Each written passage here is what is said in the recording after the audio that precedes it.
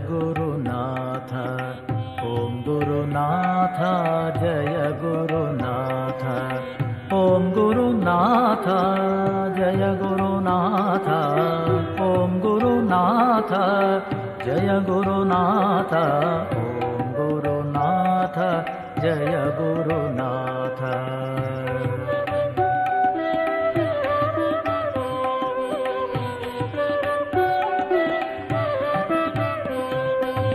Shiva Gurunatha Swaminatha. Shiva Gurunatha Swaminatha. Shiva Gurunatha Swaminatha. Shiva Gurunatha Swaminatha. Chinmaya Rupa Jaya Gurunatha.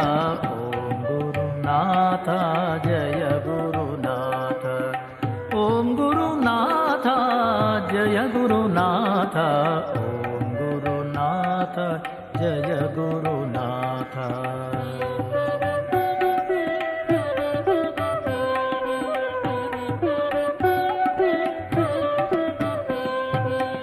Anathanatha Dīnabandhu.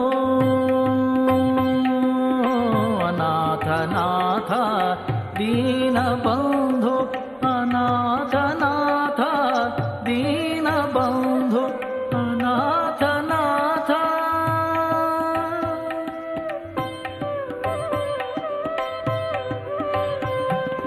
Anathanatha Dīnabandhu. Adbhuta Charita Jaya Gurunatha. Om Gurunatha Jaya Gurunatha.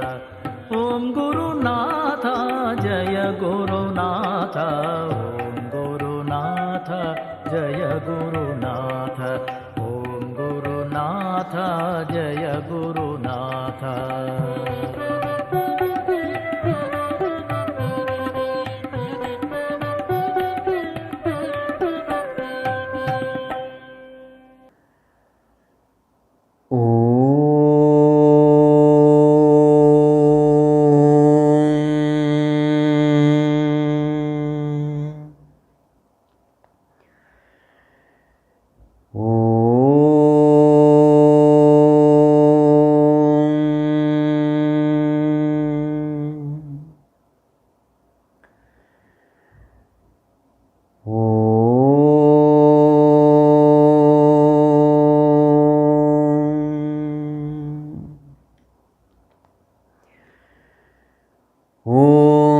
Sahana vavatu sahano bhunaktu sahaviryam karavavahai tejasvinavadhitamastu ma vidvishavahai.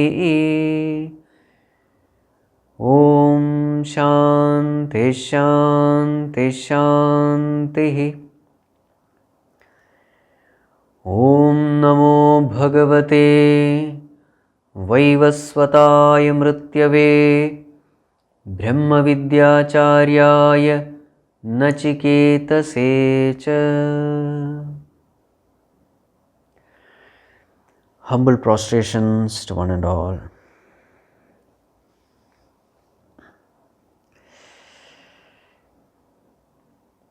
So in the last class, we were seeing the first verse of the second valli in the first chapter. So Yamaraj starts the teaching. So first, Lord Yamaraj describes what is the path of shreyas and what is the path of preyas. So what does he say? Anyat shreyaha anyat utaiva preyaha. This path of shreyas and preyas, they are two different paths. Te ubhe nana arthe.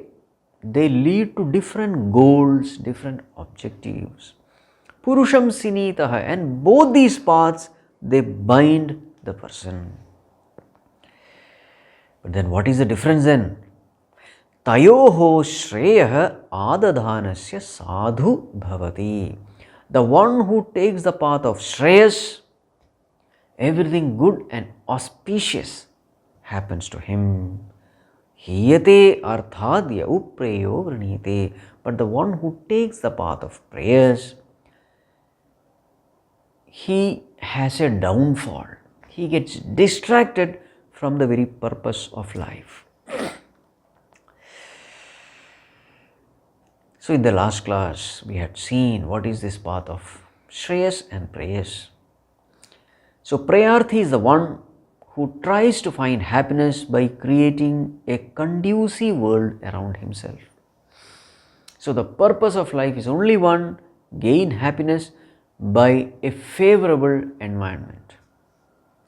So this path is called the path of prayers. So what are the factors taken into account? The physical, the emotional, the intellectual. When I have all comforts and conveniences, when I have enough wealth to take care of my physical needs, and when I have people around me who love me, respect me, trust me, whose wavelength matches with my wavelength, who are tuned to me.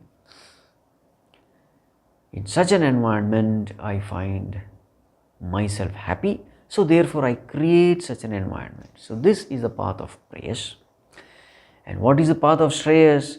The shreyarthi feels, rightly feels, that this dependence of environment cannot give me happiness all the time, because environment is not in my control. Happiness is something I want all the time, but environment is something which cannot be made conducive all the time. So therefore, I must try to make myself independent of this environment. For that, I must know what is the source of happiness. So he starts going deep within, and he finds that the state of mind is something which is directly related to happiness. If the mind is peaceful, I am happy even in an unconducive environment. This we see. And if the mind is disturbed, I am miserable even in a conducive environment. So therefore, what is important is the state of mind. What is important is the peace of mind. But in order to get this peace of mind, I must have thorough understanding about life, about myself. So finally, this person comes into the path of self-knowledge. So it is only by abiding in the Supreme Self that a person can be truly happy, truly independent from the external environment. So therefore, here is a person who goes within, who reforms himself, who strives to gain the knowledge of the self. Now this knowledge of the self is the very essence of the entire Kathopanishad. So Shreyarthi, Prayarthi, different objectives, different path, different goals, different understanding about life. So these are the two paths mentioned here. So naturally a question comes, why is it that people choose Preyas? Why is that only minority of the people in the society, they choose shreyas? So therefore, this question is answered in the next verse. We will see the next verse, verse number 2, page number 68. A very famous verse. Shreyascha preyascha manushyametah tau samparītya vivinakti dhīraha shreyo hi dhīrobhi preyaso vrinite preyo mando yogakshemat vrinite shreyascha preyascha manushyametah tau samparītya vivinakti dhīraha shreyo hi dhīrobhi preyaso vrinite preyo mando yogakshemat vrinite. Yes. So what does Yamarajji say? Manushyam shreyah cha preyah cha etah. Etah, they approach. Whom? Manushyam. These two paths approach a human being. What are the paths? Shreya and Preya. Both these paths approach every human being. Now, among human beings also there are two kinds of people. One is dhīraha, the intelligent one. One is mandaha, the unintelligent one. So these are the two classifications made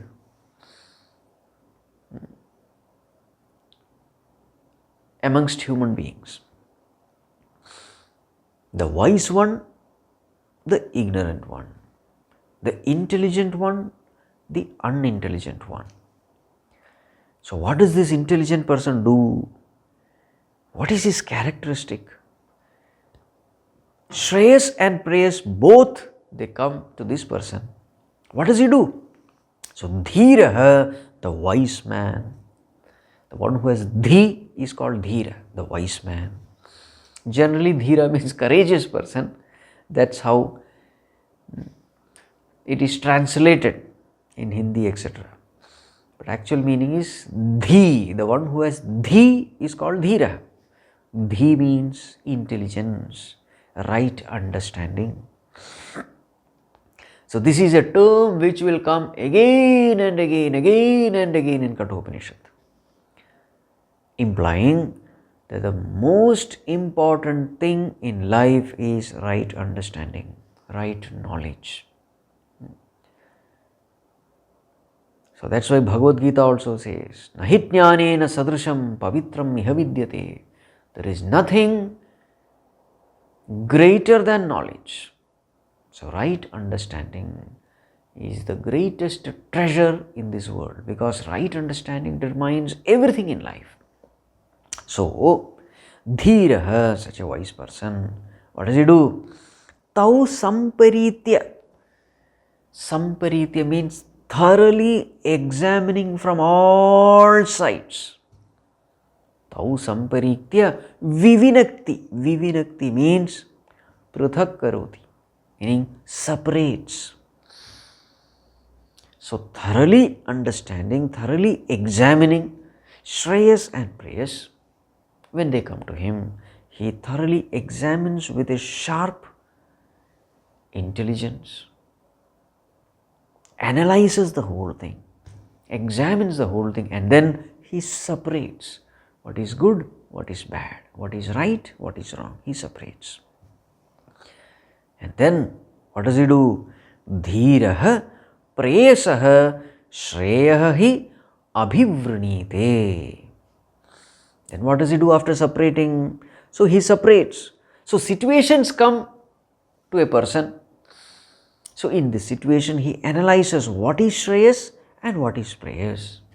And then preyasaha shreyaha abhivrinite. Abhivrinite means he chooses. What does he choose?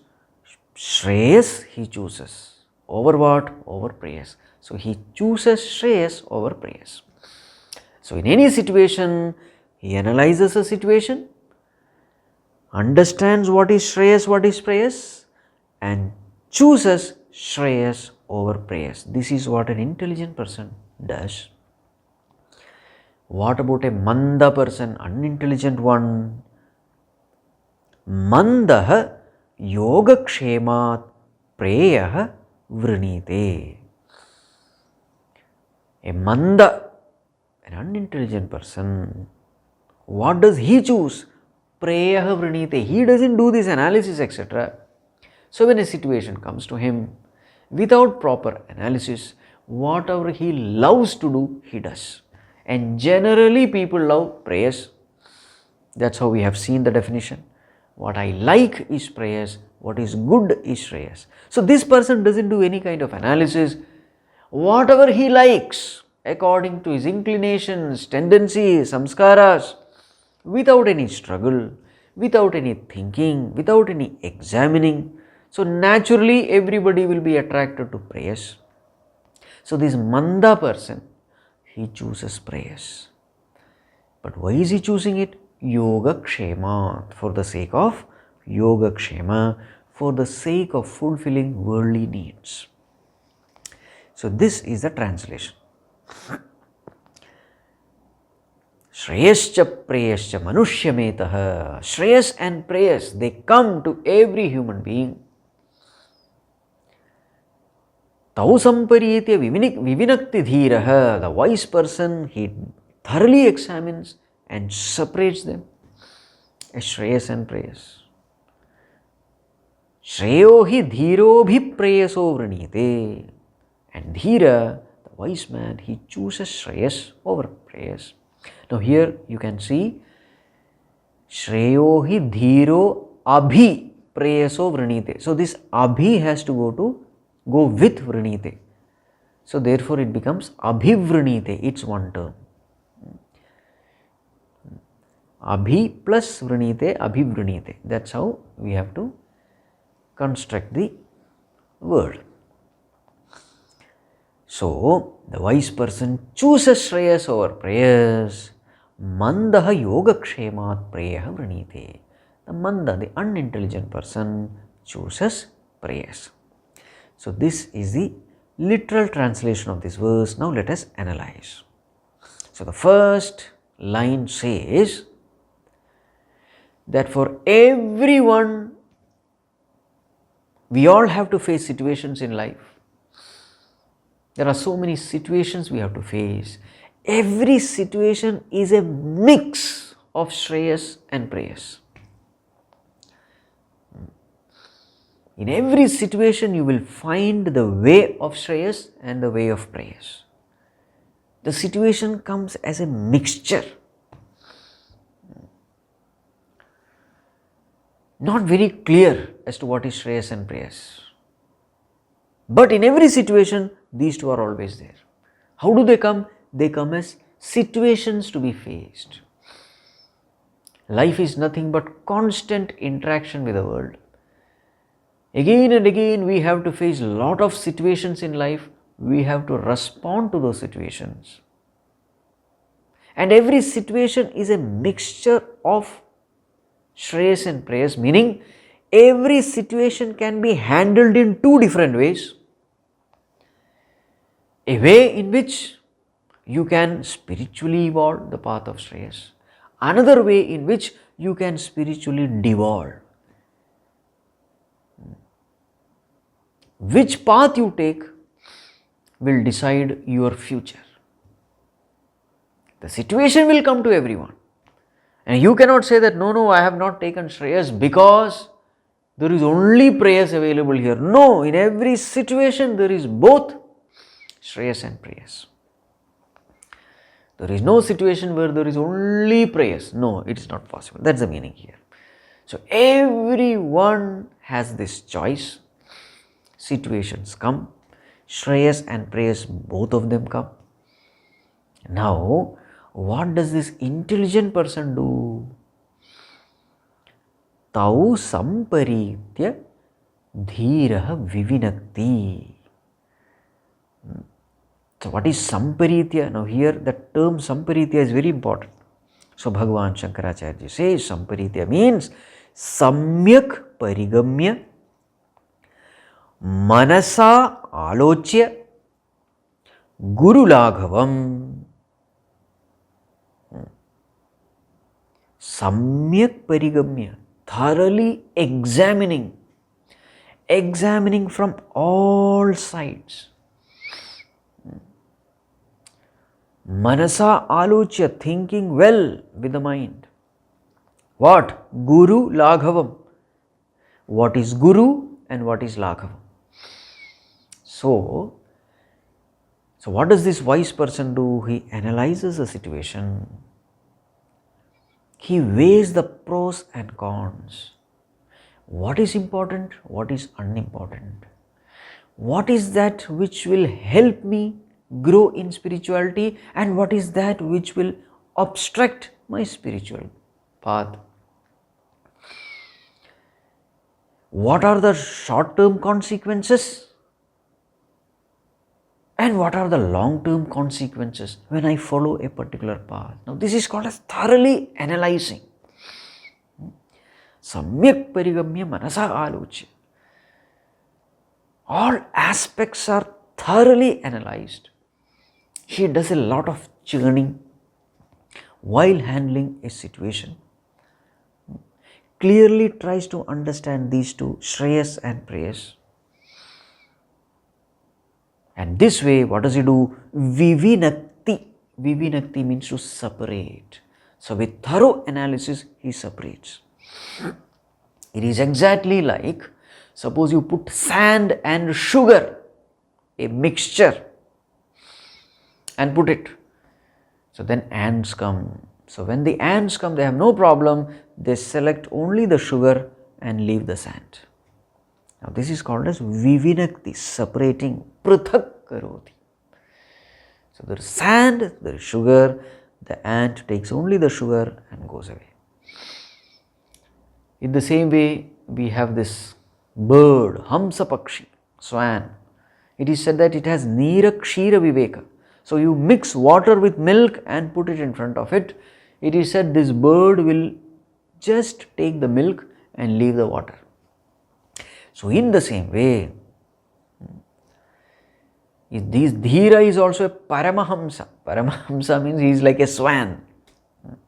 So what does he do? First of all, he separates. The situation is analyzed and finally he has two paths, the path of Preyas, the path of shreyas.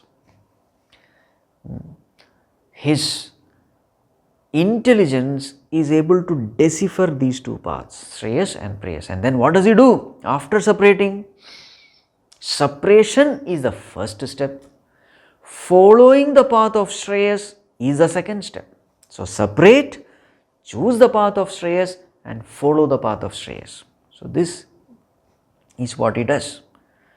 So sau samparītya vivinakti dhīraha. Then what does he do? Dhīraha preyasaha shreyah hi abhivrinite. He chooses the path of shreyas over preyas. So now we have to understand what is the kind of thinking he has when he analyzes a situation. Now see, the path of prayers also presents, it is also a path. It also tells you how to exist in this world. Now existence is something which I want. I want to exist. Now the path of prayers will tell you how to exist in this world, in this body. Worldly existence it will teach you. What about path of shreyas? It will teach you the existence as self. Now see, both of them, the path of shreyas and the path of prayas, they are talking about existence. The path of prayas talks about worldly existence. Now this wise person thinks, worldly existence is full of defects. I have to exist in my body. Body is impermanent. So worldly existence has got a lot of defects. But as far as spiritual existence is concerned, existing as self, as Satchidananda Atma, there are no defects. It is free from all defects. Whereas worldly existence, bodily existence, it has got defects, birth, death, old age, disease. Now this is called as analysis. So the path of shreyas is giving me a path of existing. The path of shreyas is giving me another path. Existing as the self is the path of shreyas. existing as body is the path of Preyas. Path of Preyas is full of defects. You see, this is called as analysis. I want to be happy. Ananda is something which I want. Path of Preyas gives one type of Ananda. It is called as vishayānanda, the joy born out of sense pleasures. This is the path of Preyas. The path of Shreyas, it gives me Ātmānanda or Brahmananda, the joy of the self, because self is nothing but Ananda Sarupa. So Preyas gives me Vishayānanda, Shreyas gives me Ātmānanda. Which Ananda is better? He thinks. Samparītya. Now Vishayānanda is full of defects. What are the defects? Sarvendriyanam jaryanti tejaha, as Nachiketa has said. These pleasures are shobhava, impermanent. Moreover, it drains away the vitality of the senses. Moreover, these pleasures are uncertain. Moreover, it makes me a slave of my mind and the senses. It is addictive in nature. So these are all the defects of Vishayānanda. What about Ātmānanda? There are no defects at all. That is my own nature. It is free from all defects. Now see. So the path of Preyas binds me to the world, to the mind, to the senses. The path of Shreyas makes me free. So with respect to existence, with respect to Ananda, with respect to bondage, the path of Preyas binds me to the birth-death cycle, whereas the path of Shreyas, it makes me free from the birth-death cycle. The path of Preyas takes me away from my nature. The path of Shreyas takes me to my nature. And my nature, when I avoid, it is effortless avoidance. I am free from all kinds of maintaining my Ananda and existence. No maintenance needed. It's an effortless thing because it is my own nature. So in all ways, I see the path of Shreyas is far superior to the path of Shreyas. Now this is called samparītya vivinakti. Who does it? Dhīraha, the one who has intelligence, right understanding, the ability to think and discriminate. And therefore, what does he do? Shreyahi dhīrobhi preyaso vrinite. Therefore, he chooses Shreyas over Preyas. Exactly like what Nachiketa did. When Yamaraj presented in front of him everything, the joy of family, the joy of wealth, the joy of power, the joy of all these heavenly pleasures, when everything was pointed, what did he say? Now he did that samparītya vivinakti. Oh Lord, they are all full of defects. Shobhava, impermanent. Sarvendriyanam jaryanti tejaha. All the vitalities are drained away. Mind and the senses become weak. And as far as the long life is concerned, api sarvam jivitam alpameva. All this long life, etc. is nothing but short life only, because someday or the other this person has to die. And as far as the wealth which you are offering, it is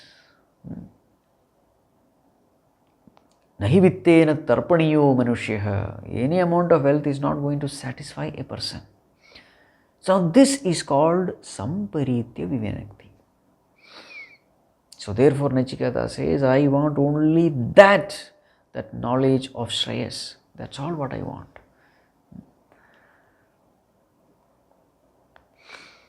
Fine, we understand the wise people choose the path of Shreyas, but why is it that Manda choose the path of Preyas?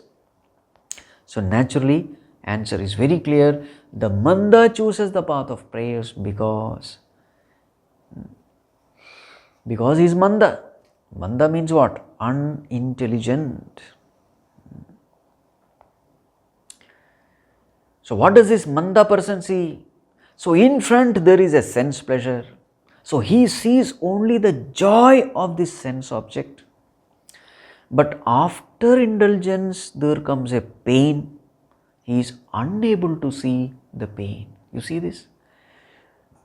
He is able to see the initial pleasure, but he is unable to see the final pain.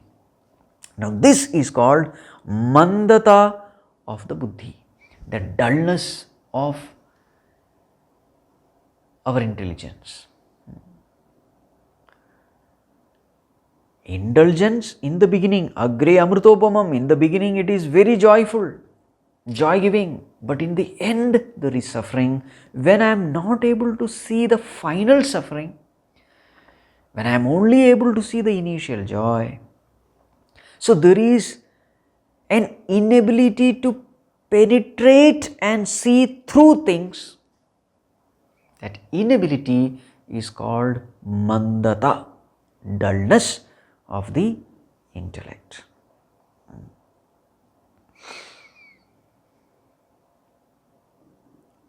Majority of the people, they don't see any pain after indulgence, they see only pleasure. But even among those who have studied the scriptures, who have analyzed the scriptures properly, even we find that they have gone through the pleasure and they have experienced pain also. And after going through the pain, they decide also, from now onwards I am not going to indulge because it is nothing but pain. But after a few days again it is forgotten. Again when the sense object comes in front, he forgets all his learning. Again he is tempted by that initial pleasure. He again indulges in that object. After indulgence, again there is misery. Again he says, he takes a vow, no, I will not indulge again, it is nothing but misery. But again after a few days, again he is tempted by that object. Now this is called mandata, you see. This is another type of mandata. Majority of the people, they don't see the pain after indulgence. Even among those who see the pain, they easily forget it within few days and again they look forward towards indulgence. Now this is also a mandata. So in Vedanta, we talk about two types of vairagya. One is prasuti vairagya and the other is smashana vairagya.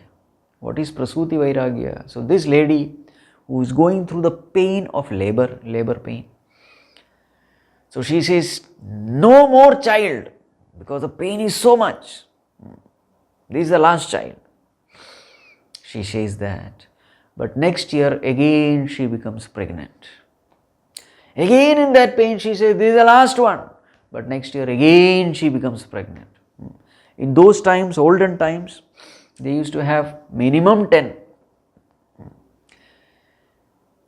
So year after year, one child is brought out. Now this is called prasuti vairagya. When that pain comes, you say, no, enough. But then when the pain goes away, again you fall back into the same temptation, does the same mistake, repents for some time, takes a vow. You take a vow that no more, enough is enough. But again after a few days you come back and you do the same mistake. This is called as prasuti vairagya. Then there is another called smashana vairagya. What is smashana? Some near and dear one dies and you are miserable. And then you take a vow. I will not be attached to anyone from now on. But without your notice, you start getting attached to so many people, children, your grandchildren. So every time death happens, there is a vairagya. Suddenly you think that everything in this world is impermanent. But how many days? Only few days. And again we forget everything. Again we fall back. This has happened even for Pandavas also, says Srimad Bhagavatam. So after the war, or after all those killing and all that, Yudhishthira becomes the king and slowly within few years they settle in their family, and Bhagavatam says they forgot about the ultimate thing which is death. They became totally engrossed in all family matters, forgetting the ultimate reality of life. So if Pandavas, such things can happen to them, what to talk of us? So this is called as Mandata of the intellect. The inability of the intellect to see the reality of life, getting carried away by the external attractions of life, by the impermanent attractions of life, and the inability to see the permanent reality of life. Now this is called Manda Buddhi.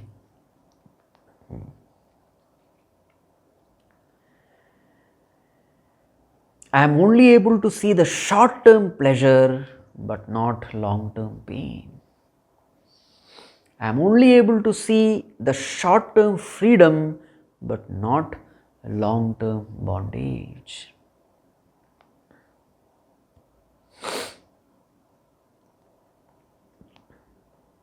This is called Mandata, dullness of the intellect.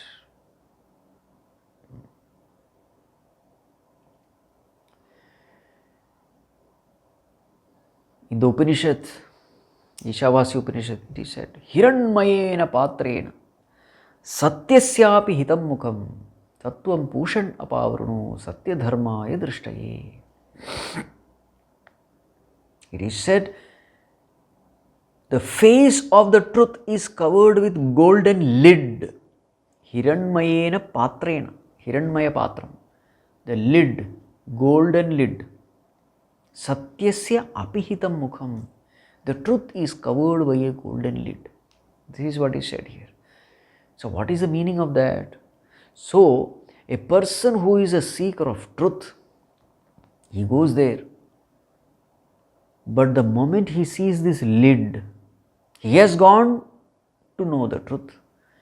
But the moment he sees this lid which is golden, which is so attractive, so he forgets his goal. He had gone there to seek the truth. Now he forgets the goal, he carries that lid and comes back. He totally ignores the ultimate purpose of life, which is truth. This is the mistake which happens to us who are manda buddhis, getting carried away by the attractions of the world, the glitz and glamour of the world, the external appearances of the world, to such an extent that we forget the very purpose of life. And this is beautifully presented by the story in Ramayana. So as long as Sita Mata was there with Bhagavan Sri Ramchandraji, everything was fine. But then when that golden deer comes, for that split moment, her priority shifts. Now Bhagavan is no more her priority. This golden deer is that priority. Now it's very clear, a deer cannot be made of gold. If it is made of gold, it has to be insentient, inert. A deer cannot be made of gold. It's very clear. But what happens? She is not able to think. You see, Mandata, this is called dullness of intellect. How can a living deer be made of gold? It is not possible.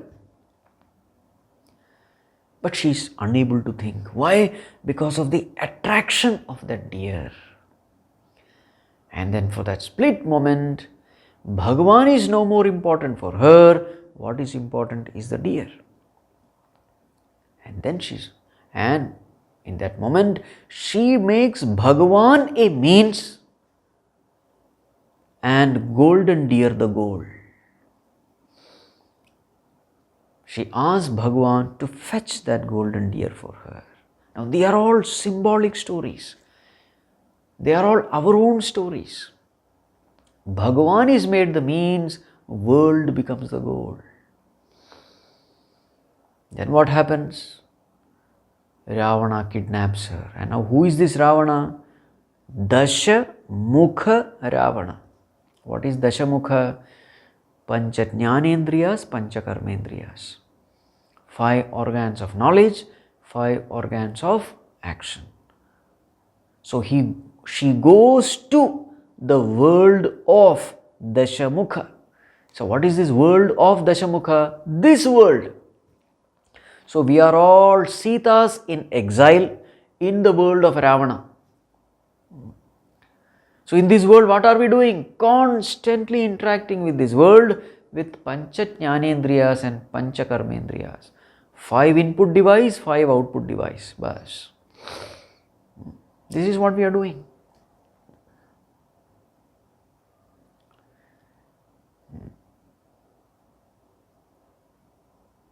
There are very many people who say, Swamiji, why did God create this world? Why did God create this world? So much of suffering. The answer is, God doesn't want you to be in this world, but you wanted this world. It was not God's choice, it was your choice that you want this world. Throughout Bhagavad-Gita, if there is one teaching which is constantly hammered again and again, it is the teaching that don't go to this world, come to me, come to me, come to me. Yanti devavrata devan, pitrunyanti pitruvrata, bhutani yanti bhutejyaha, yanti mad yajinopima. So whatever you choose in this world, you go to such worlds. The worshippers of the Devatas, they go to Devaloka. The worshippers of the Bhuta, they go to Bhutaloka. Worshippers of the Pitru, they go to Pitraloka. Meaning, whatever you choose in this world, you go to that world. But those who choose me, they come to me. This is what Bhagavan says. Tasmat sarveshu kaleshu mamanusmara yudhyacha. Therefore, all the time in this world, while living, choose me alone. Perform your actions for me. Mat karmakrit, mat paramo bhava. Perform everything for my sake, then finally you will reach me. So it's very clear, why are we in this world? Not because Bhagavan has pushed us into this world, but because we have chosen this world. We have chosen Preyas, so therefore we are in this world. So let us not blame God for being in this world. It is because we disobeyed God that we are in this world. It is because we ignored and rejected God that we are in this world. Now this understanding has to be clear. Otherwise, throughout your life, you will be only complaining and grumbling, why God did this to me? There are so many unfortunate beings throughout their life complaining and grumbling and scolding God. That's all. That's only because our understanding is wrong. You have chosen Preyas, therefore you are in this world. You choose shreyas, you will be out of this world, you will be with Bhagavan. The message of Bhagavad-Gita is this. Come to Bhagavan. Choose the path of shreyas and come to the Lord who is the very supreme self in you. So this has to be understood. But what is our problem? Our problem is mandata, dullness of the intellect. We don't know what is good for us. We choose the pleasurable and give up what is good.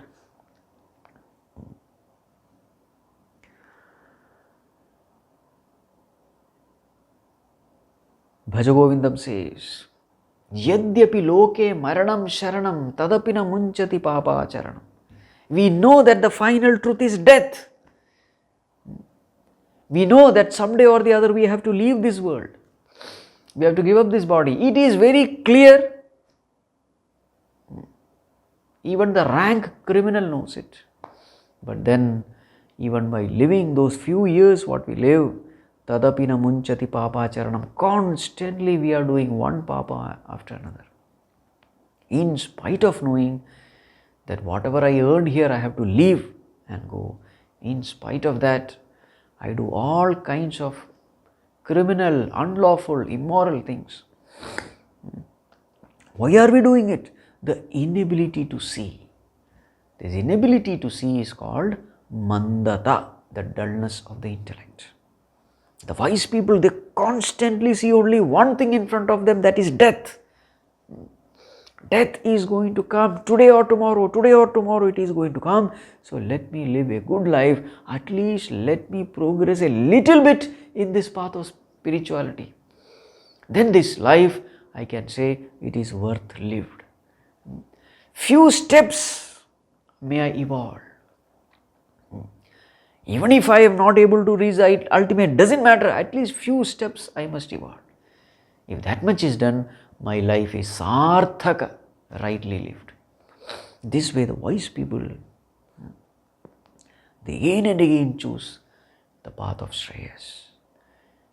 But the others, they just choose the path of prayers and fall.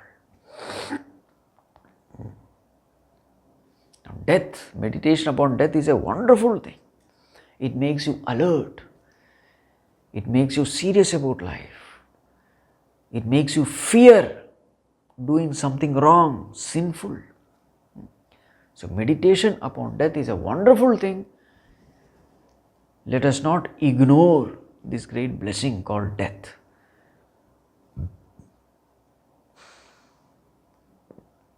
In Bhagavatam, there is a story. So here is this person who was chased by some lion, tiger or something. So he runs and runs and runs. And finally he falls into a well, a dry well. But as he was falling, he catches hold of one branch of a tree which was extending into this well. So he held on to that branch, and as he held on, it was almost about to break. While holding on to this branch, he had knocked one honeycomb. You can just imagine, this person is hanging on this branch. Outside, this lion, etc., tiger or whatever, it is waiting. It is an empty well. If you fall, death is sure because there is no water there. And even if you don't die, there are so many creatures there, the snakes and so many other things. So even if you don't die, the other beings will ensure that you will be dead. The snakes, they are ready to swallow you alive. So here is this person holding on to this branch, and while falling he had knocked one honeycomb. From that honeycomb there is this honey dripping. Now here is a man for whom death is sure. Now what is he doing? He sticks out his tongue to taste this honey. What a beautiful example given here by Bhagavatam. Bhagavatam says our condition is like that. We know for sure that death is going to happen, but we don't bother about that, and we indulge in all kinds of papakarmas as though there is nothing called death. Just imagine. Now this is called mandata of the intellect, not able to see the reality.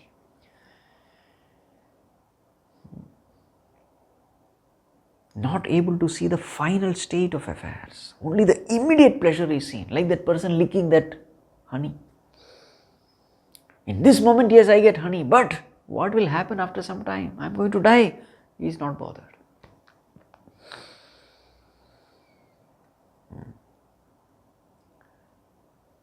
So all these examples are given to understand how the intelligence is the most important thing in spirituality. The ability to think right, think deep.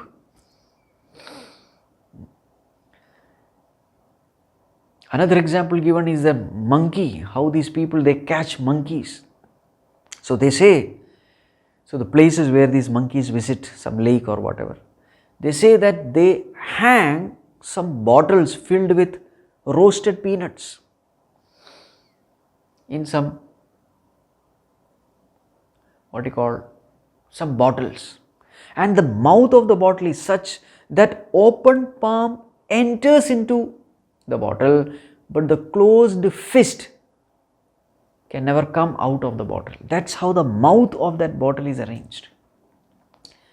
So these monkeys, they come to drink water, and because of the smell they look around and very clearly they see these roasted peanuts in those transparent bottles.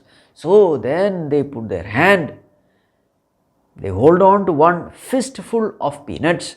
Now they are not able to withdraw their hand, take out their hand from that bottle. They are stuck there. And now these people who want to catch monkeys, they come. So they are seeing those people are coming. Now this fellow, he doesn't want to leave this peanut. If you leave, you can easily escape. You can easily withdraw your hand. But then peanuts are important. Now just imagine, what is important? A handful of peanut or your life? Because once they catch you, you are imprisoned throughout your life. What is important? A handful of peanuts or freedom? This monkey is not able to think. So these people who come, they easily catch these monkeys and take them away. Now this is called Mandata of the intellect. Not able to discriminate, not able to understand what is important, what is unimportant, what is beneficial, what is defective. The inability of the intellect to think, this is called Mandata, dullness of the intellect.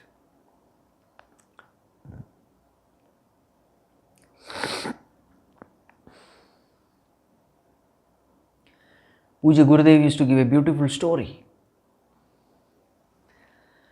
So there was this land where the law was, anyone can become the king, but only for 5 years.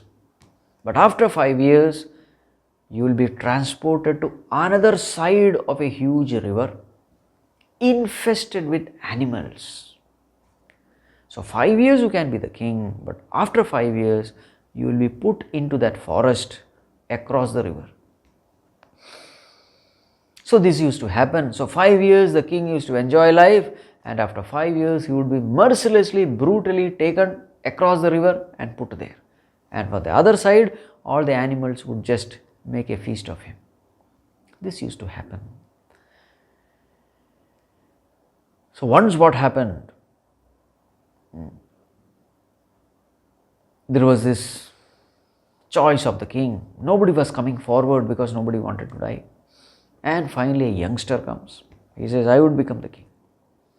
And even when he was the king, 5 years, he ruled very well and he was very happy. Normally what happens is the king would become more and more sad as the years roll by, because he knows that he is going to die.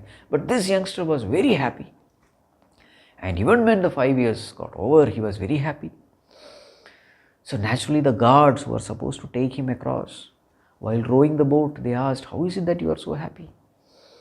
And then what they find, when they reach the other side, there his family is waiting there. So what he has done, in these 5 years, he had cleared the whole land and made a beautiful palace there. He has cleared all those beastly animals, and now he had constructed another beautiful kingdom on the other side when he was in power in these 5 years. Now this is a very symbolic story. What is this 5 years? It is nothing but our lifespan. And what is this going across and being killed by these animals? It is nothing but death. So even when we live our life, live a life in such a way that even after death, you continue to experience the bliss. In such a way, our life should be planned, lived. And this is called as dhīraha. It's a beautiful story. Even when we are living, our life should be such that we must choose the path of Preyas, and we must be able to welcome the physical death with cheerfulness, knowing well that physical death is not actually death, it is just dropping this old dilapidated body. My existence continues as the Supreme Self, When this knowledge is gained by following the path of shreyas, a person becomes free from all kinds of worries, anxieties, etc. related to life and its happening. But a person who is mandaha, what is the path he takes? Mandaha Preyas vrinite. He takes the path of Preyas. Why does he take the path of Preyas? So here the term used is yogakshemat. Yogakshema. I am sure all of you must have heard this term Yogakshema because it comes in Bhagavad-Gita also, in a very famous verse. So we have to understand what this Yogakshema is. So it is said here, an unintelligent one chooses the path of Preyas under the pressure of Yogakshema. This is what is said here. So now we have to understand what this Yogakshema is. Simply translated, Yogakshema is fulfilling one's own worldly needs. Simple translation.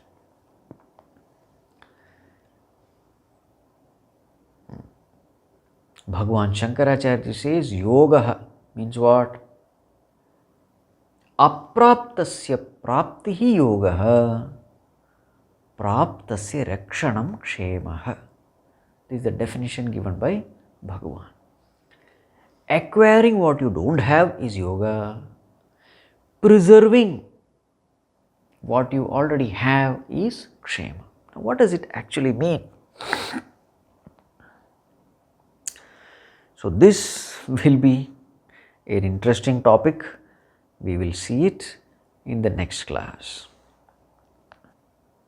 Om Sarve Bhavantu Sukhinah Sarve Santu Niramayah Sarve Bhadrani Pashyantu Ma Kaschid Dukkha Bhag Bhavet Asato Ma Sadgamaya Tamaso Ma Jyotirgamaya Mrityorma Amritam Gamaya. Om Shanti Shanti Shanti. Harihi Om Shri Gurubhyo Namaha. Harihi Om.